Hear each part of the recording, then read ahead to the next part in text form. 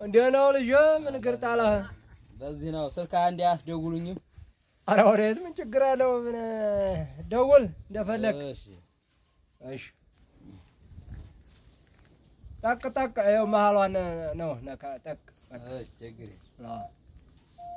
ሄሎ ሄሎ አላዳምጥሃል እኮ አጮህ።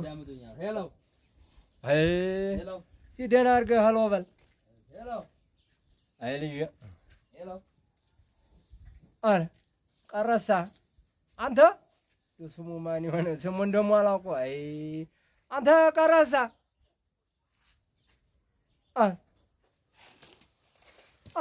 አንተ